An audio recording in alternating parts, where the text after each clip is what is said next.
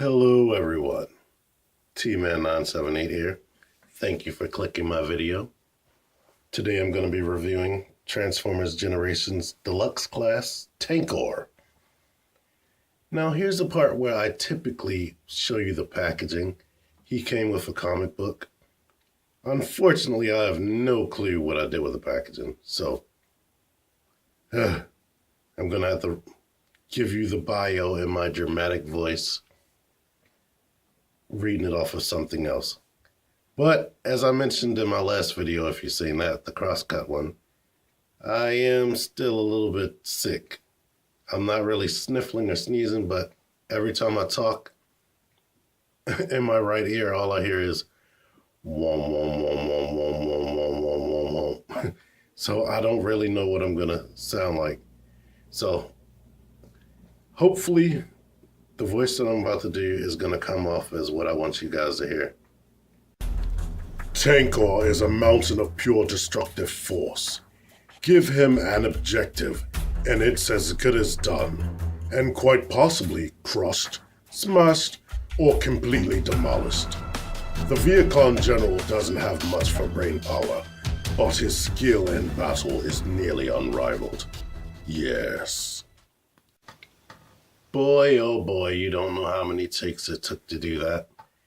Saying an objective and it's as good as all back to back is tougher than you'd think.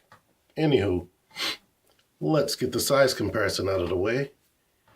Tankor is what's known in the business as a small deluxe, just like this guy. These are the typical heights for deluxe class. Maybe even in some cases slightly taller than that. Let's get them out of the way. So, you've been going to the stores lately, and Tankor and possibly Rat Trap are two of the only Transformers Generations figures that you're seeing in deluxe class range. And you're still like on the fence, like, should I buy him? Should I not buy him? I don't blame you. He's pretty much an obscure character to be placing with your mostly Generation 1 deluxe figures. But once I opened him and got him out of the packaging and started moving him around and saw the amount of articulation that he has, like just in his arms alone, like there's 1, 2, 3, 4 joints right there. A lot of figures don't even have that. And that's not even including the shoulders, which can go out this much, unless you lift these shoulder pads up, which don't really have to be lifted up because they weren't really up in the show. Then, of course, he has the clampy pinch hands. His head can rotate. They want to stop right here. I don't know if I'm going to eventually break it. As you can see, it's lifting up there, but I can get that range.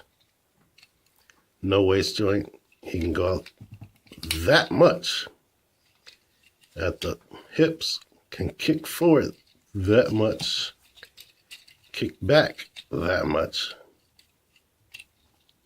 thigh swivel, knee joint, and if you move this panel down on the back of his feet, you have to push that down and then push that down.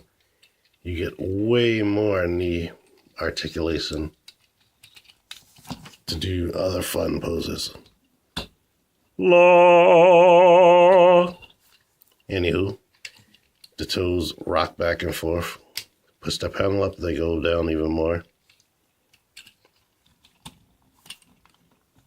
I really like him.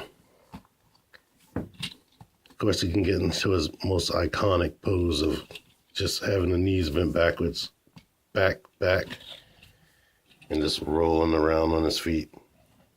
He doesn't roll completely smooth because he only has wheels on his heels. But other than that, let's see what else we can look at. Here's some of his head detail. Focus.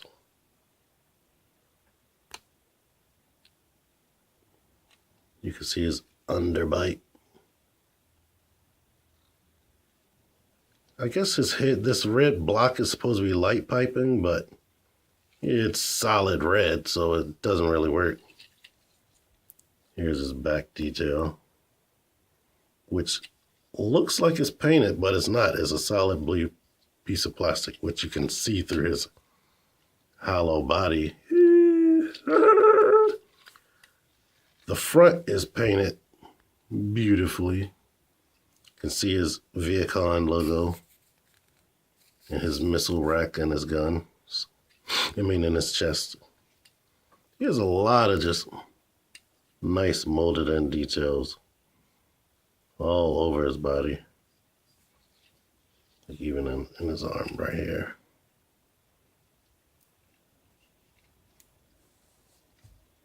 He has these arm blades that don't really look like arm blades.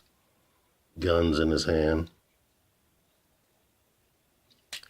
And of course, his rocket launcher, which is a friction-based rocket.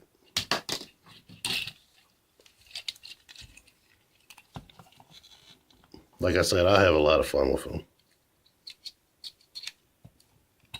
Get in there.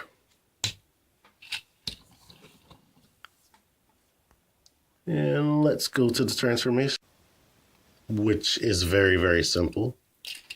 Rotate the feet, legs around, push the feet down, bring both panels down. One is already halfway down.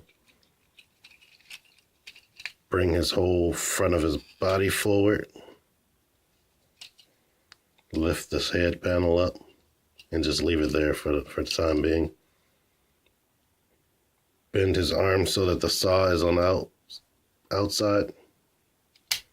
Rest his forearm against his bicep. Put the shoulder in. Now just push everything on the inside right here. Do the same thing over here. Push that in. And these panels slide back. And you'll notice that they have these two knobs right there on his elbows. They tab in right there. Bring this down. Tab that in. It's tabbed. I didn't even feel it tab in. And the feet connect into his, what used to be his waist area. Now, bring the gun forward and boom. Cybertronian tank. It rolls around rather nicely. Really nice. He just has those two wheels that were in his heels and a wheel in his back. And of course he has visible head syndrome, but he had that in the show anyway. It's not completely show accurate, but it's basically the same thing. It does the job. And I love the blue paint. I don't know how well it's coming off. It looks like it's coming off really good here. My only complaint with this figure is I wish that this could rotate left and right. And I wish that this blue plastic was just shiny silver, painted shiny silver all over. But I guess all the budget went into the yellow paint right here and the blue paint and all the other painted details. They charge us so much more for these toys. I'm wondering what the budget goes to, but I don't know. Anywho, that's been Tankor. If you like my video, like it, share it.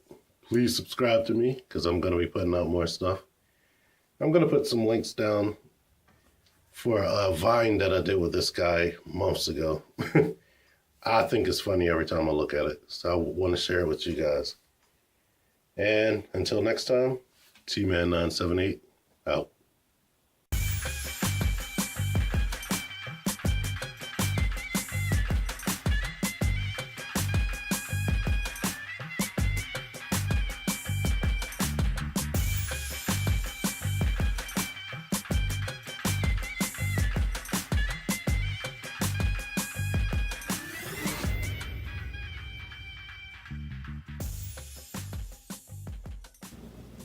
Tankor is a mountain of pure destructive force. Give him oh my god, I can't say